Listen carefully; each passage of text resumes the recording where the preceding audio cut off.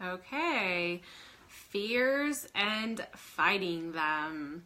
I want to first, before we kick this off, who is on, and I want to start with what, I don't know, how do I see, maybe someone can help me. How do I see the comments? Swipe left. I think that hopefully that shows me the comments. Let me know when you're on, if you're watching this live with me. I really hope that a lot of you come on live because I want this to be interactive. There's a lot of things in the notes that I took from the comments that you guys had posted that I actually kind of have some questions almost for some of you. So comment if you're watching this live, #live. Let me know that you are here. Hi, Lisa, I see you. I just want to make sure that I can see the comments. Like I said yesterday, I'm so not experienced with lives and how they work and how to make sure that I do the best that I can with them. I see lots of you jumping on, but I'm not seeing any comments yet. I want to start this with, what has been your biggest positive takeaway from that assignment of the year of you? What is just one thing that you feel like that exercise of doing that activity of writing out your goals and then the things that have held you back and then how you're going to fight those things that have held you back? What has been the biggest takeaway? I think maybe I need to do this. Can you guys still see me? Oh. Nope, it says I cannot do that. I'm not seeing comments. Has anyone commented? Because I don't see them. I am multitasking big time. I can message at the same time.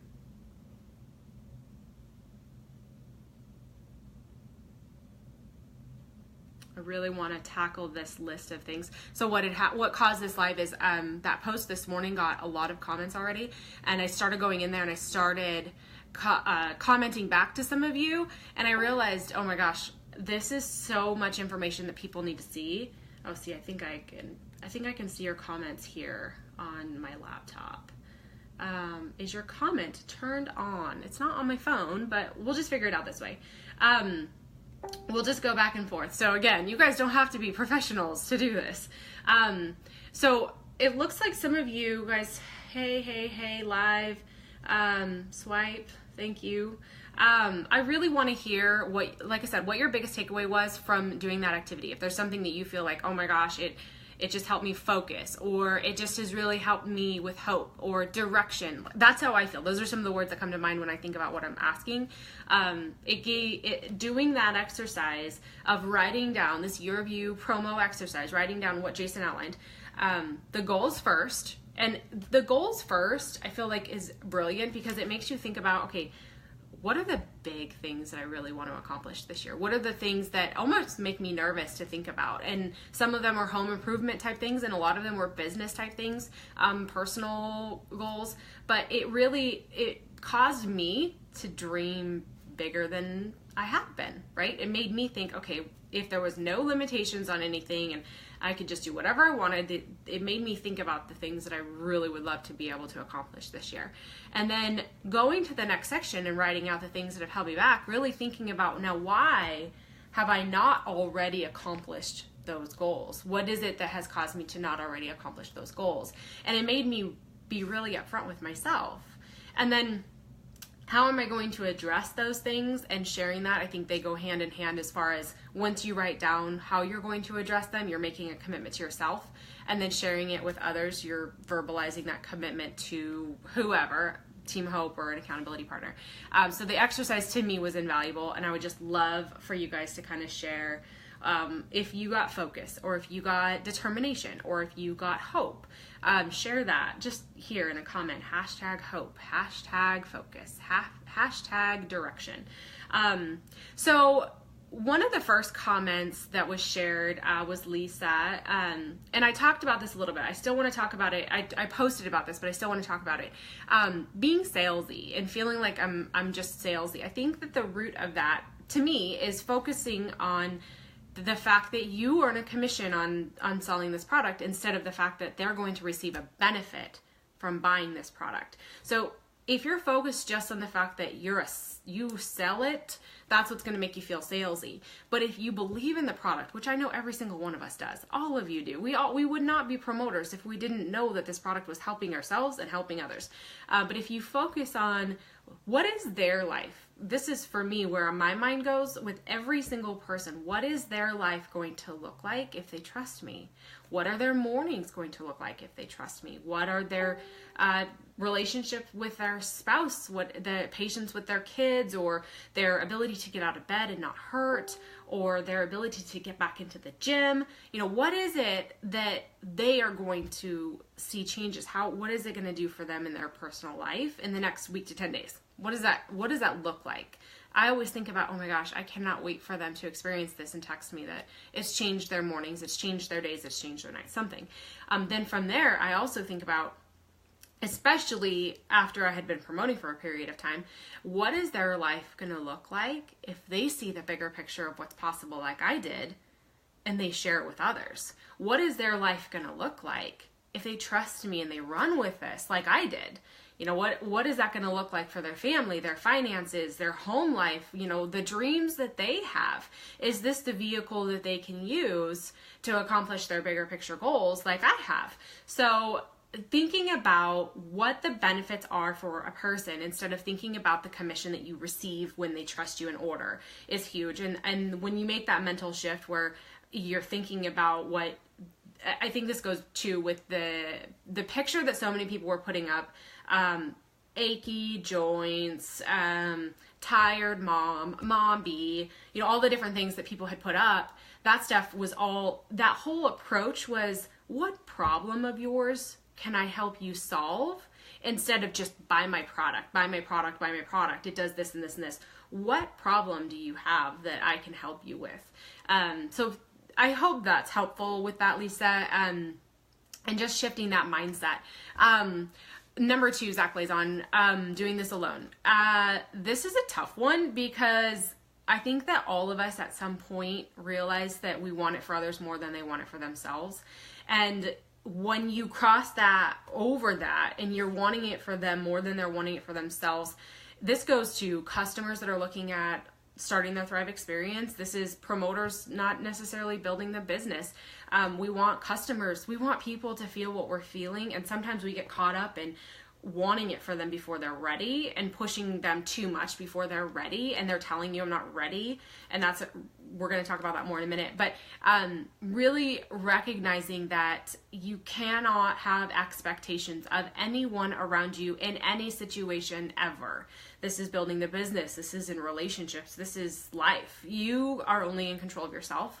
And if it's to be, it's up to me. And that's the bottom line. So I want every single person that's ever been a part of this to continue to be a part of this, because this journey is so amazing and it's been so fun, and I have some serious best friends from it, really, really close friendships that have grown through this, and then I have some people that I so wish I was on the phone with every single day sharing this with, and they're not here, and I wish they were, and they can come back at any point, and I can't wait for them to come back if they decide to, but I can't not build my business and my future because it's not the right time for them, or they have their own whatever going on in their life that has distracted them. So if you let go of any expectations of others around you and only look at what can I do today, then that won't be as hard of a pill to swallow. But Zach, I do think that that's a hard thing to swallow when you see people coming in and being excited and then seeing bigger possibilities for themselves and then walking away from those bigger goals and going back to something that you know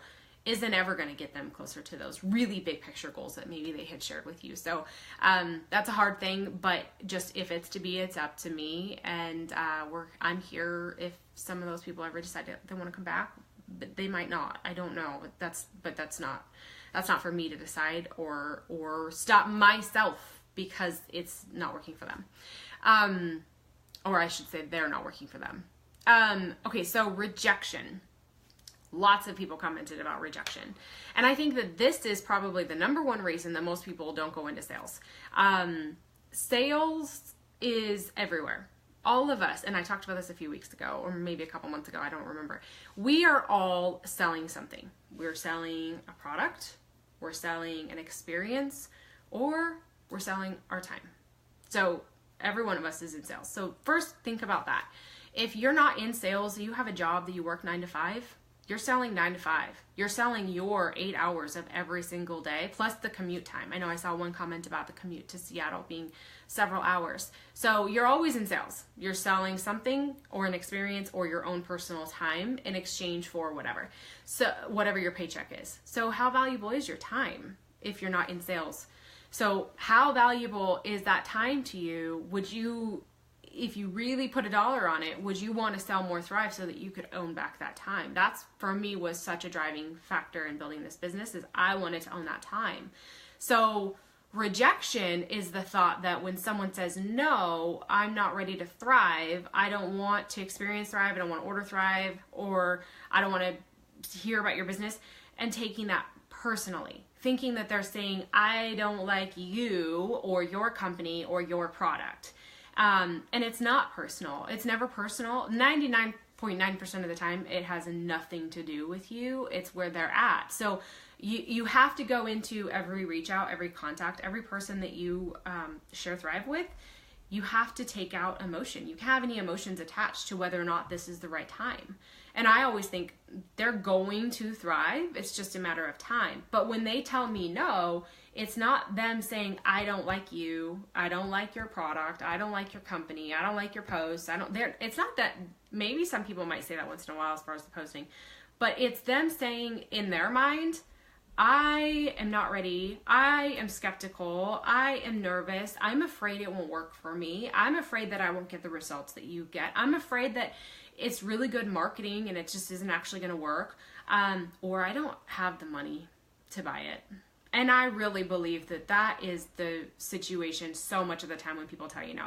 It really has nothing to do with anything other than their own personal finances, and nobody wants to say, I can't buy this right now. Nobody wants to say that. So they're going to say all kinds of other things. So I think the biggest thing with rejection is just understanding that you can't take anything personally, and you can't attach their response to you as a person or your product or your company. Not reaching goals.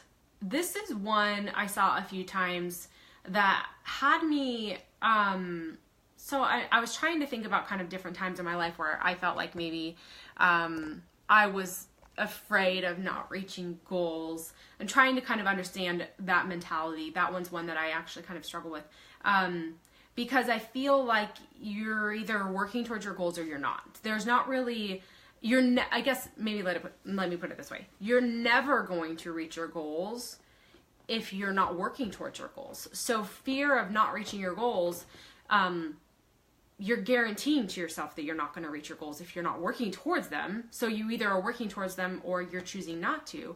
So, and I'm not really sure, other than I almost would like to dive into that one with people more one-on-one to figure out there's something else going on there. That's just a cover. That's just, I'm afraid I'm not going to reach my goals, so I'm not going to do anything.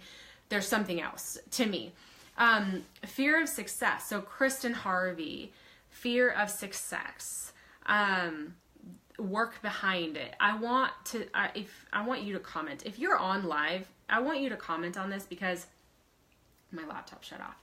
I want to know what you mean by that, because I think that there's a lot of people, like, what, in your words, what do you feel like is going to happen if you're successful in your life? Is it the time?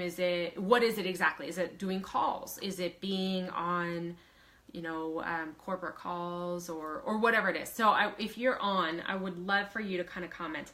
The thing that I think about that is there's a lot of really dynamic people, amazing people in Laval that are leaders in Laval and that have had a lot of success, and they do calls and they do all this stuff, and they make leadership look overwhelming because on the outside it looks like everything's perfect and they speak so well and they dress so well and everything on their Facebook just is amazingness, right?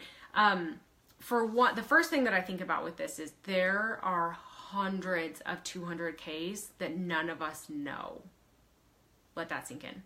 There are hundreds of 200Ks in this company that you don't see. They build their business, they run their teams, they support their teams, but they're not doing corporate calls. Maybe they don't like to do corporate calls. No one says you have to, as a leader, do these calls, do these trainings, host this, that, and the other. There's no requirements. So there are people that do like doing those things and do those things a lot more than the people that maybe don't like doing those things. So I wanted you to, if you are on, I don't see that you've commented, but if you are on and you're watching live, comment what it is specifically that is fearful for you, because I feel like a lot of people think that there's all these strings attached to being successful and you have to fit this mold, and you don't.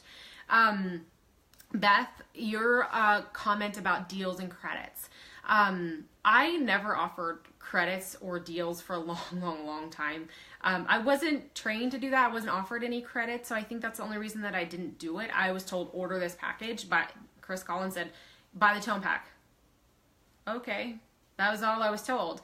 I didn't even know that, and the company put out promos. They still do. They put out promos so often that I think that the biggest thing is if you're bringing people in with a promo, you're setting them up to feel like they have to do that in building their business. They have to also do that every time they bring in a new customer promoter, and you don't.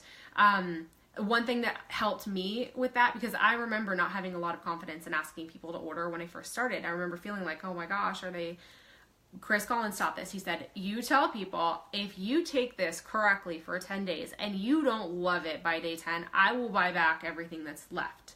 I will buy back the product that's unconsumed.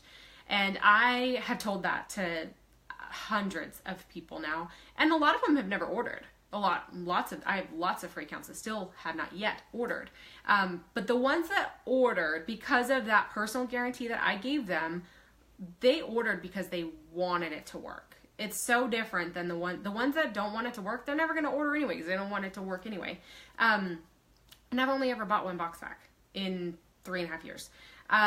But if you, instead of offering a deal or credits, offer your personal guarantee. You consume the product, right? We all consume the product. We all want it. So if you tell someone, I'll buy back whatever's left, you're buying it at the same price you're buying it anyway. And let's say worst case scenario, you buy some back and then you don't need to order product next month for your personal consumption. So I don't know if that's helpful. I hope that's helpful. But I really would strongly encourage a lot of you to really think about, if you're always bringing people in with deals, you're setting them up to think that they have to do that too. And you don't. Emily, being a perfect leader. I almost kind of want to have you comment on this too, because I feel like that might be along the same lines as Kristen. And I'm not sure if I'm seeing these things live because I don't see any more comments. Again, totally don't know what I'm doing here. But what exactly in your mind is a perfect leader? I think of, when I look at that, I think of, there's a lot of leaders in this company that are from all different demographics, with all different backgrounds and all different levels of success prior to Lavelle, having success with Lavelle. I mean, if you remember back in Dallas when 200Ks walked on stage, there was all walks of life on that stage and all different backgrounds. And even just in our own upline, if you look up our upline of the support that we have and the people that we have that have hit life-changing levels of success, it's not like there's this cookie cutter mold of people that all have the same, they're all great speakers and they just aren't. So I kind of feel like on that one, I feel like maybe I might dive into this one with you, maybe one-on-one, just to talk about what is it exactly that you think is a perfect leader. What does that look like to you? Fear of failure. This really goes back to fear of not reaching goals in a way. So fear of failure. I think that I understand it a little bit more than not reaching goals. I do. Because there's a lot of things that I think about, oh my gosh, what if I shared on my list of goals yesterday. This is funny. You guys will probably laugh. One of the goals on there was enter a pro rodeo. And it makes me laugh. It also makes me want to cry because it scares the crap out of me. What that means to me, I've never entered a pro rodeo. I've never entered at that level. I've never done that. I've only ever entered an amateur rodeo one time, so that's how I've just never gone there. And there's an audience. There's people watching. They're going to see you if you make a mistake. If you go out and run this barrel pattern, this is barrel racing, and you make a mistake, there's a whole bunch of people that are all watching you. And so I understand not going after a goal because you might fail in front of people. You might make yourself look funny in front of people. I actually posted a video a few weeks ago of a barrel race that I messed up. I was barrel racing, and I asked my horse to turn before we even got to the barrel, and she listened, and we totally went on the wrong side of the barrel. And I went back and forth about sharing that because I don't want to go and share that, but I felt like, you know what, it's going to happen. The biggest thing about this in life, in anything, whatever it is that you want to accomplish, you're going to make mistakes and we're going to fail. If I went back, I wish I had taken notes actually from when I started with Lavelle and wrote down all of the different mistakes that we've made along the way. There's been a lot. There's been a lot of things that could definitely be deemed as a failure in front of people with an audience. But we're here, and the only way you ever get to where you want to go is by making more mistakes faster, basically. It's just realizing there's going to be mistakes and just keep on going and knowing no one gets to the finish line without making any mistakes. No one gets to the championship rounds without making mistakes. It just doesn't happen. And the last one, I actually meant to set a timer on this because I have no idea how long I've been going, and I don't want this to go forever and ever and ever. I respect your time, and I know we've been on a lot today already. But the last one, and I feel like this one is probably the biggest one, and it goes back to unsupportive spouse. There's a lot of things on that topic that I could talk about. There's a lot of things in that hit in my gut. There's a lot of experiences that I've had where I've had that unsupportive spouse that said, what are you doing this for? And why are you doing this? And that's dumb. And why? And just to clarify, not Dan. This was a previous husband. In a previous company, in a previous thing. But I've been there. I've been there where they don't understand what you see. They don't understand what it is that you're passionate about. They don't get it. Bottom line.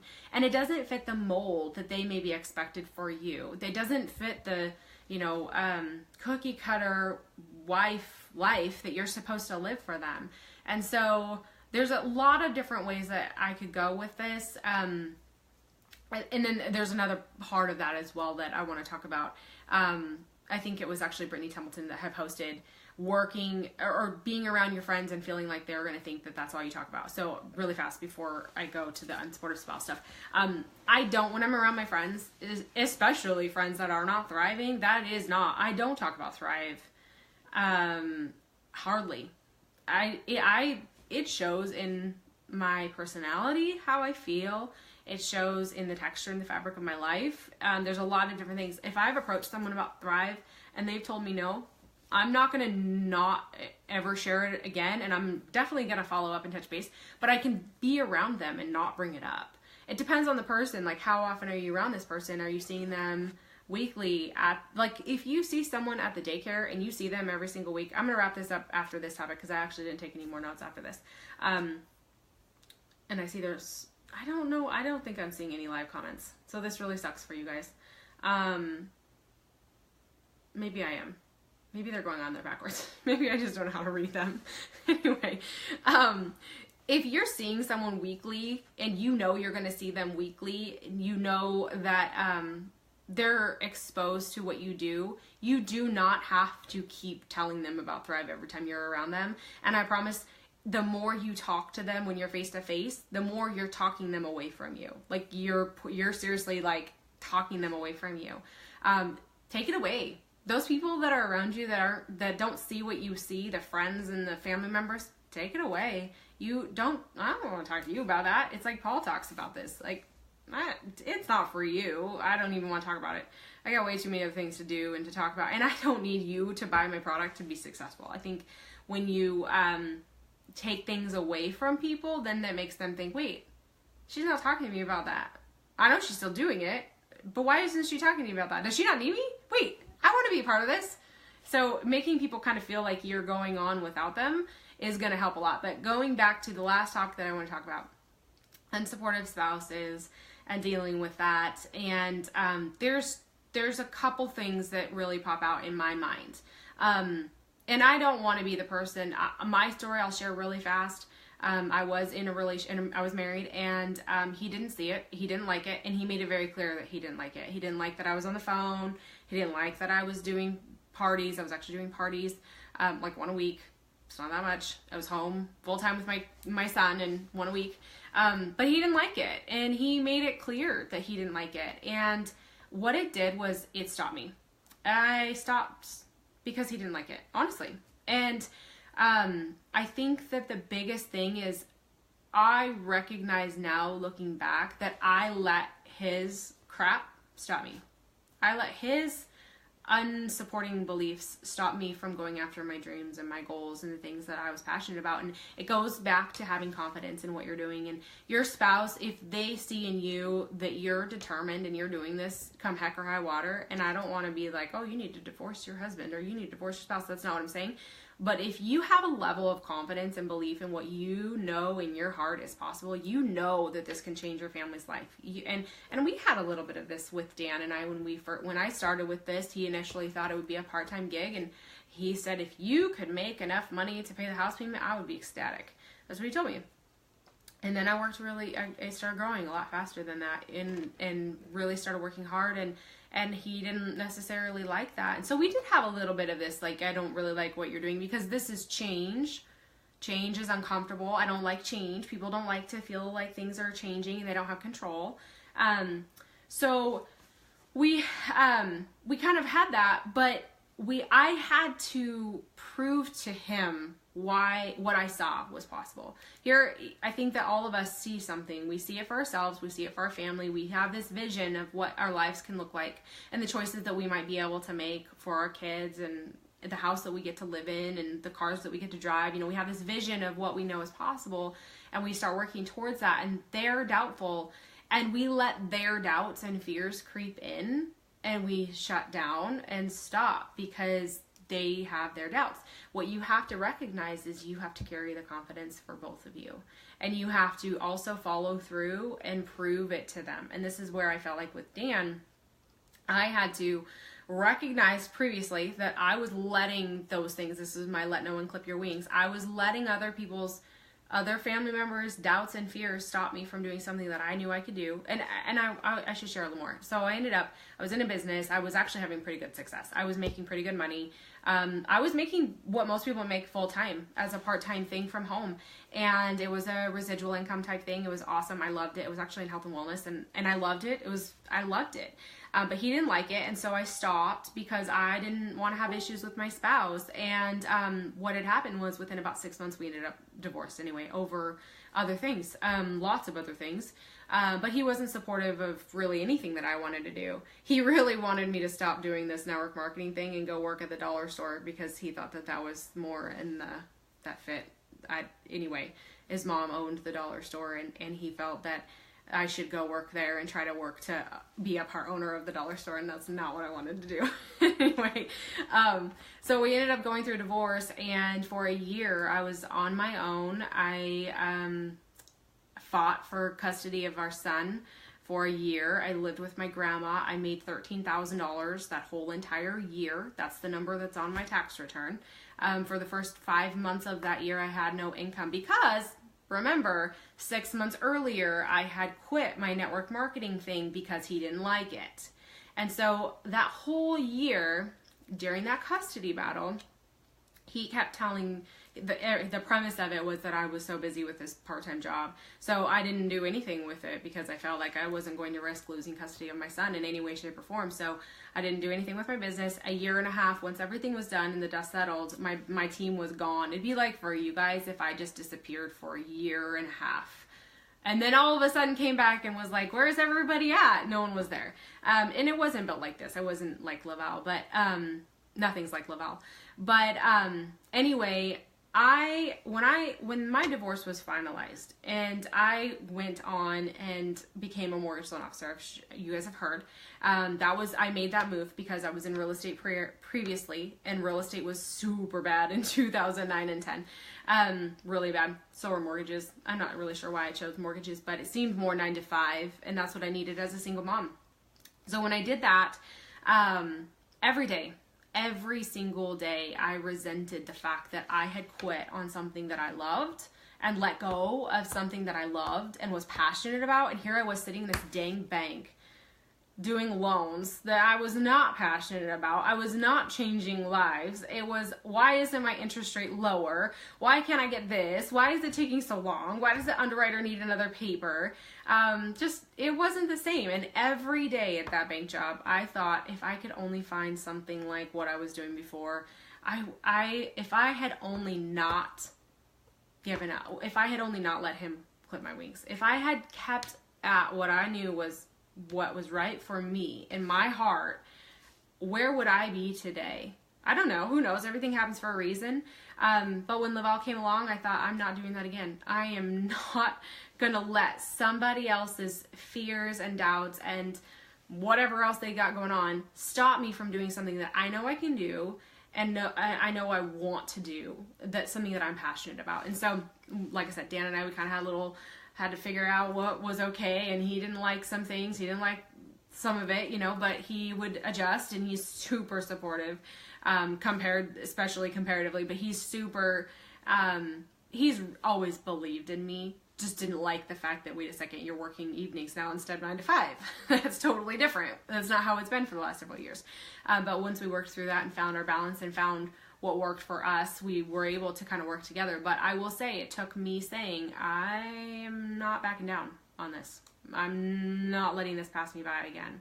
So I hope that's helpful. I actually have lots of other notes that I took that I meant to share, and I got sidetracked. Surprise.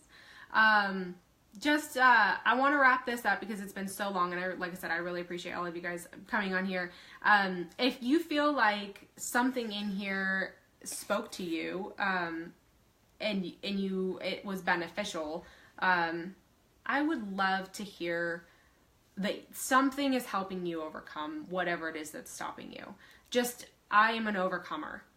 I want to hear that if it's helped you. If not, I want to talk to you one-on-one. If you feel like I'm still struggling with whatever it is, not reaching goals, I want to talk to you one-on-one. So message me or text me, because I want to help you guys this year work past these things. There is so much on the other side of all of these things, and they're just things. And I titled this, fears and fighting them, because we're always fighting fears. I still have fears. I still fight them. I still have things that scare the daylights out of me, like going live. But you just can't give up that fight. So anyway, you guys, thank you so much for typing in, dialing in, whatever it is. Have an awesome day, and let me know how I can help you.